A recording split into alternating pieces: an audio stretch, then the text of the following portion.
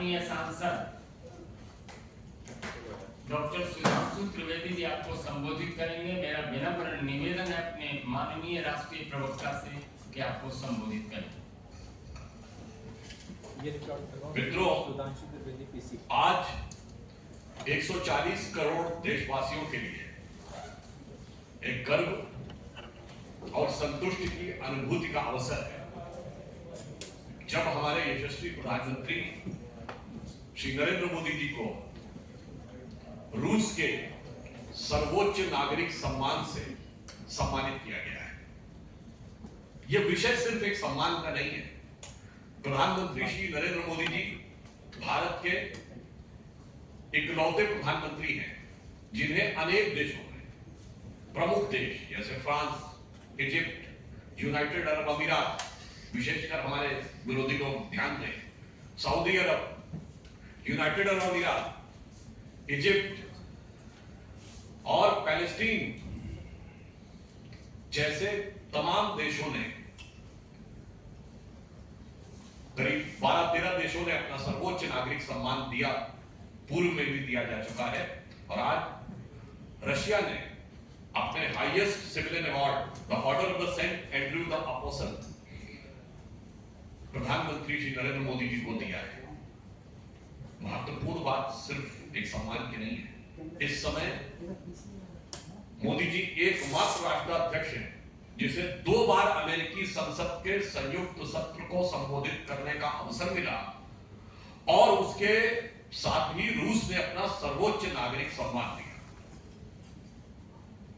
कोई भी विश्व का राष्ट्राध्यक्ष इस परिस्थिति में नहीं है। और आज ही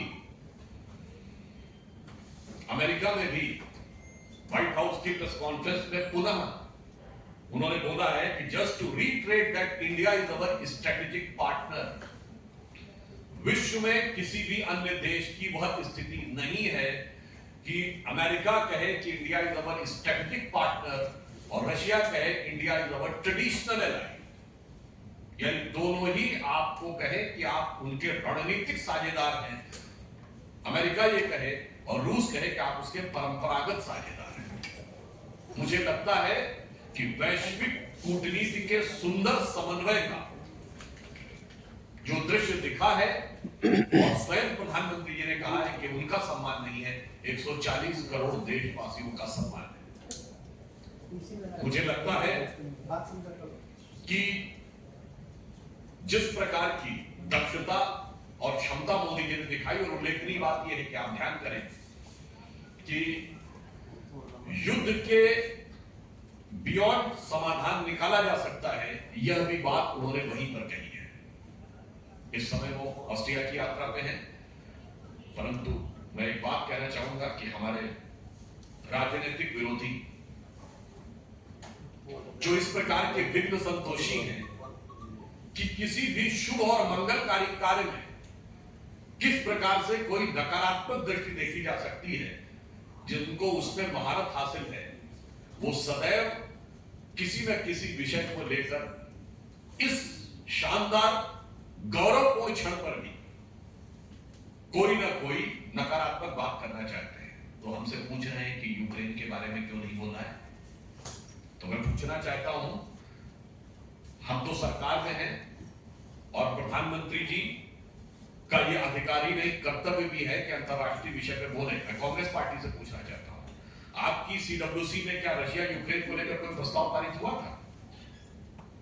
पर मैं क्यों पूछ रहा हूं? क्योंकि आपकी सीडब्ल्यूसी में इजराइल हमास के बारे में प्रस्ताव पारित हुआ था, पैलेस्टीन का समर्थन करते हुए।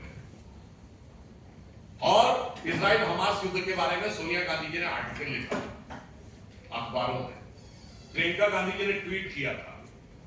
मैं पूछना चाहता हूं, कितनी अंतरराष्ट्रीय समस्याओं पे सीडब्ल्यूसी का प्रस्ताव है? चाइना ताइवान पे है कि रशिया यूक्रेन पे है? क्या आर्मेनिया अजरबैजान पे है? इराक और कुवैत पे है? या सोमालिया के ऊपर है? इसलिए यह साफ दर्शाता है कि विदेश नीति के संदर्भ में क्षुद्र राजनीतिक स्वार्थ के आधार पर राजनीति करना उचित नहीं है।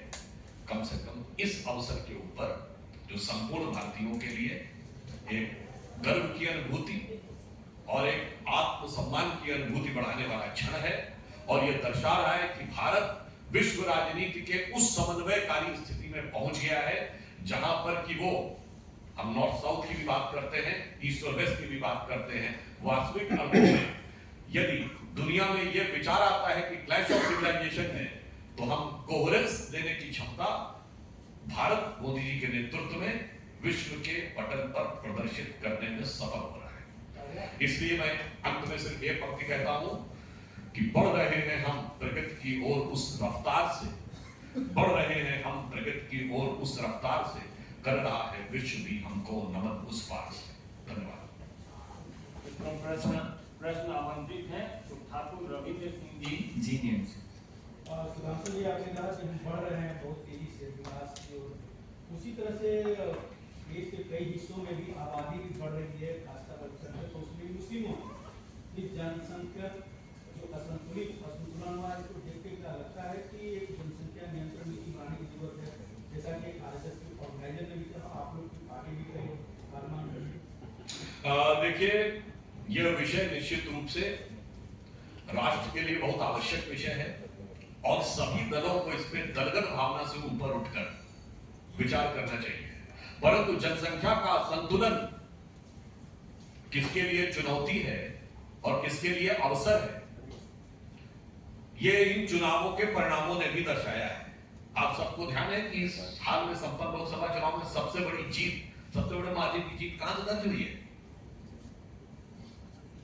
सबसे बड़े मार्जिन से असम की धुबरी सीट से कांग्रेस के रकीबुल हसन 10,25,000 के अंतर से जीते हैं। और ये वो क्षेत्र है जिसके बारे में असम में जो लोग गए होंगे, वहां जन सामान्य में प्रचलित भाषा में उसे मिनी बांग्लादेश कहा जाता है। ये वो क्षेत्र है जहां डेमोग्राफी में सबसे भारी परिवर्तन पिछले 25-30 सालों में हुआ है, जनसंख्या का सबसे भारी असंतुलन हुआ है, और वहां पर कांग्रेस ने पूरे देश की राहुल गांधी से तकरीबन 3 गुनी बड़ी जीत धुबरी असम में मिली है।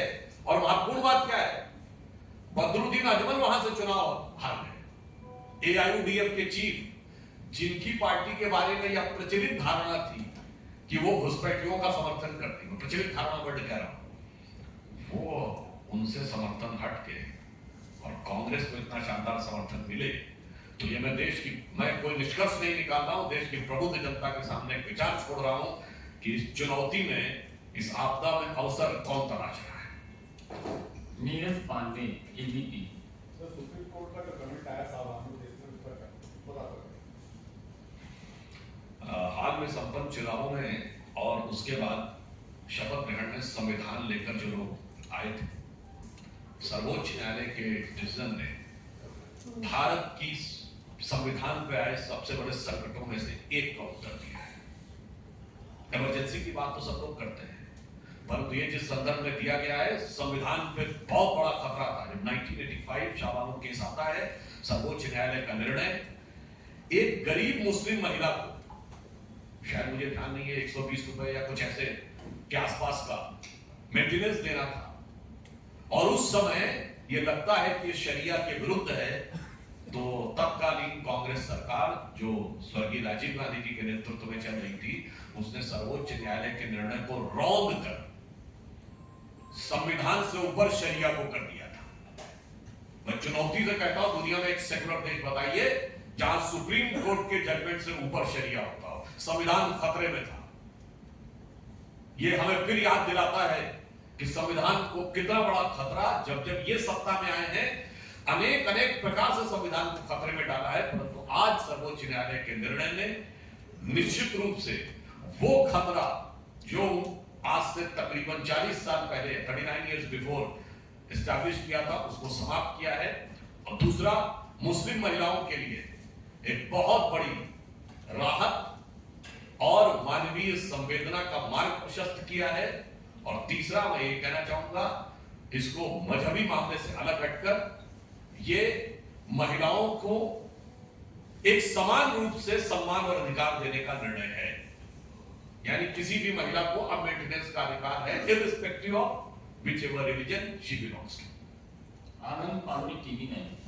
सर, यूपी के कृषि मंत्री ने कहा कि देश में कहीं भी 100 रुपए से 100 रुपए प्रति किलो दाम नहीं है। अब कांग्रेस ये कह रही है कि एक तो महंगाई सरकार कम नहीं कर पाई, ऊपर से जो लोगों की मजबूरी है उसका मजाक उड़ाया जा रहा है। देखिए, महंगाई के विषय के ऊपर हम पुनः कहना चाहेंगे, इस समय महंगाई की दर 5% से कम है। और अगर आप इस बात को चेक करें तो जो स्टैंडर्ड आरबीआई की गाइडलाइंस है, 2% से लेकर 6% तक महंगाई की दर एक कंट्रोलेबल और सामान्य स्थिति की मानी जाती है। हमारे विरोधी अपने शासनकाल का कांग्रेस 5 साल बता रहे हैं 5% से महंगाई की दर कम है। भारत के इतिहास में डबल डिजिट इन्फ्लेशन उन्हीं के शासनकाल में रहा है। और मुझे तो इस बात का भी आश्चर्य लगता, कांग्रेस के प्रबुद्ध लोग ट्वीट करते हैं कि 45 साल की सबसे ज्यादा महंगाई है।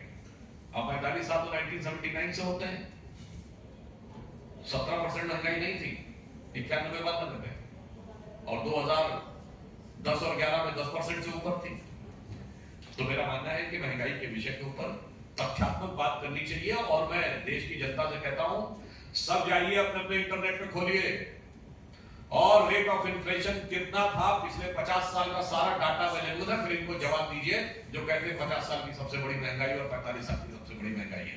वास्तविकता यह है कि भारत ने महंगाई को बहुत प्रभावी ढंग से नियंत्रण किया है। और मैं इसको आज के इस विषय से भी जोड़ना चाहता हूं। प्रधानमंत्री जी रूस में है, हमारा सबसे ज्यादा आयात विदेशी मुद्रा का पेट्रोलियम प्रोडक्ट्स के ऊपर होता था। पेट्रोलियम प्रोडक्ट्स का मेजर हम रूस से ले रहे हैं। इसकी वजह से पेट्रोलियम प्रोडक्ट के दाम उस तेजी से नहीं बढ़े जैसे दुनिया में बढ़े। दूसरा, हम रूपी रूबल में कन्वर्जन कर रहे हैं। इस कारण से डॉलर के होने वाले प्रभाव से हमें काफी हद तक बचाव मिला हुआ है। To a larger extent immunity for the change in the dollar, despite कि अमेरिका ने पिछले 2 साल में 2 बार रेट ऑफ इंटरेस्ट बढ़ाया है डॉलर को कंट्रोल करने के लिए। तो महंगाई पर कितना, और दाल के संदर्भ में मैं कहना चाहूंगा, कोई जाके चेक कर ले कि हमारी सरकार आने से पहले कितना दाल का, दलहन का स्टोरेज और इंपोर्ट था और कितना प्रोडक्शन था, और हमारी सरकार आने के बाद कितना बदलाव है। सर, ऐसा एक आरोप आया और अब तो एससी कमीशन ने भी नोटिस भेज दिया है कर्नाटक सरकार को कि जो एससी फंड के को डाइवर्ट करने की बात थी, दुरुपयोग करने की बात थी, बीजेपी आरोप भी लगा रही थी। तो क्या कहना जो कर्नाटक ने जिस तरह से इस फंड का दुरुपयोग? देखिए, जो कुछ कानूनी विषय है इस पर सर्वोच्च न्यायालय पूरी कानूनी तकनीकी बारीकियों के आधार पर निर्णय लेगा। पर जहां तक कांग्रेस की सोच की बात है और कर्नाटक की बात है, तो अनुसूचित जाति के संदर्भ में उनकी संवेदना वहीं तक रहती जब तक तगड़ा वाला वोट बैंक न दिख जाए। जैसे उसे तगड़ा वाला वोट बैंक दिखता है तो तराजू पे तौलते हैं, उसके बाद छोड़ देते हैं। शायद आप लोगों को न ध्यान हो तो मैं याद दिला देना चाहता हूं, ये वही कर्नाटक है जहां कांग्रेस के एक दलित नेता थे अखंड श्रीनिवास मूर्ति, जिनके ऊपर एसडीपीआई वाले लोगों ने, पीएफआई वाले लोगों ने उनके घर पर अटैक करके और सब आग बात सब लगा दी थी। और उसके बावजूद कांग्रेस अपने नेता के साथ नहीं खड़ी हुई। वो दलित थे अखंड श्रीनिवास मूर्ति, उनके साथ नहीं खड़ी हुई। आखिर में दुखी होकर उन्होंने कांग्रेस छोड़ दी। वो कोर्ट गए, वहां भी कांग्रेस ने उनका साथ नहीं दिया, वो अलग रहे। तो नैतिक आधार पर कांग्रेस का चरित्र स्पष्ट हो जाता है। वैधानिक आधार पर सर्वोच्च न्यायालय अपना जो निर्णय लेगा वो चिरोधार्य होगा। Sanjay Raut has said that the Prime Minister has not won a Nobel Prize and which was the only leader without any opposition. So Russia can give any award and it doesn't necessarily matter. I think it is better that the regional parties should try to refrain their comments beyond the purview of the foreign policy. And even if, तो मैं तो सिर्फ ये कहना चाहूंगा संजय राउत जी से, अरे मोदी जी का पुरस्कार तो छोड़िए, आपने कैसा तिरस्कार किया है अपनी परंपरा का, बाला साहब ठाकरे जी की उस शानदार परंपरा का और उनकी विरासत का। मुझे लगता है वो ज्यादा बड़ा विषय है और कहना नहीं चाहिए जिन लोगों ने क्या क्या शब्द बोले थे उनके लिए और किस किस प्रकार की बातें कही थी, आज उनके साथ जाके आप खड़े हो गए। और विदेश का जहां पे बात है तो मैं ये भी कहना चाहूंगा कि मैंने पुनः ये बात कही कि रूस और अमेरिका दोनों का इतना सम्मान देना, इजराइल और फिलिस्तीन दोनों का सम्मान देना, और यूनाइटेड अरब अमीरात और सऊदी अरब का इतना सम्मान देना निश्चित रूप से गर्व का विषय होना चाहिए। और इसके ऊपर क्षेत्रीय राजनीति को ध्यान में रखकर टिप्पणियां नहीं की जानी चाहिए। अमित पांडे अमेरिकी रिसर्च सेंटर प्यू रिसर्च सेंटर ने एक सर्वे किया और पाया कि 77% भारतीय भारत की लोकतांत्रिक व्यवस्था से संतुष्ट है। 21 देशों का सर्वे किया और भारत को दूसरे स्थान पर पाया। वैसे प्यू रिसर्च का एक और सर्वे है जिसमें उसने पाया है कि 90% minorities feel free and they are very much satisfied in India. और मुझे लगता है कि समस्या क्या होती है कि जो लोग डेमोक्रेसी की बात करने लगते हैं, मैं आपसे ये कहना चाहूंगा, चूंकि अंतरराष्ट्रीय बात आई, जरा आप लोग देखिए ईस्टर्न यूरोप से शुरू करिए और जापान तक जाइए। In the entire eastern hemisphere the pure consistent and vibrant democracy is only India. सिर्फ तीन ही देश हैं जो डेमोक्रेट्स हैं, इंडिया, जापान और Australia. All other are unstable democracies like Pakistan, dictatorial regime, communist regime और दी किंगशिप। जापान में कॉन्स्टिट्यूशन मोनार्की है, and Australia if you consider practically as an extension of Europe. So we are the only flag bearer of actual, consistent, strong democracy in the entire eastern hemisphere. तो मुझे लगता है कम से कम उन ज्ञानदेव पाड़े लोगों को ये समझना चाहिए। और मैं एक और आपको फैक्ट बता देता हूँ, जो रिसर्च में आप चेक कर सकते हैं। दुनिया में कितनी पॉपुलेशन है जो डेमोक्रेसी के अंडर में है, प्योर डेमोक्रेसी में? 31 out of which 18% is India. Democracy is there in the world because of us. और ये वो लोग हैं जिनसे जाकर हमारे कुछ नेता लोग बोले थे जाके बाहर। I am very much surprised that how come the champions of democracy, Britain and America, are not reacting that democracy in India is finished. ये उस मानसिकता वाले लोग, और भारत जो प्रधानमंत्री जी ने कहा मदर ऑफ डेमोक्रेसी और आज की डेट में pillar of democracy. Suchitra sir, Kashmir से जुड़ा हुआ एक सवाल है। सीबीआई के लीडर वी राजा उन्होंने कहा है कि जिस तरह से लगातार आतंकी हमले हो रहे हैं और मोदी सरकार लगातार तो परिस्थितियां उससे साफ तौर पर दिखता है कि मोदी सरकार कश्मीर की पॉलिसी कश्मीर के विषय के ऊपर सरकार पूरी संवेदनशीलता के साथ और सतर्कता के साथ कार्रवाई कर रही है। आतंकवाद की घटनाओं के ऊपर उतनी कठोरता के साथ कार्य किया जा रहा है। जहां तक उन्होंने कश्मीर की बात कही है, तो अब कम से कम इतना हम कह सकते हैं कि कश्मीर में इतना बदलाव आ गया है कि जहां कभी ISIS के झंडे दिखते थे, जहां कभी पाकिस्तान के झंडे दिखते थे, जहां ये बोला जाता था तिरंगे को कोई कंधे देने वाला नहीं मिलेगा, वहां डल लेक पे तिरंगे की कतार नजर आती है। और हाल ही में संपन्न चुनाव में यदि बारामूला और अनंतनाग में 69% और 70% पोलिंग होती है, ठीक है, श्रीनगर में 40% भी जो लोग गए होंगे। पहली बार ऐसा हुआ होगा कि चुनाव प्रचार हो रहा था, मुझे खुद एक व्यक्ति ने फोन किया कि भाई शाम का 8 बजा है और हम श्रीनगर के लाल चौक पे खड़े हैं और प्रचार हो रहा है।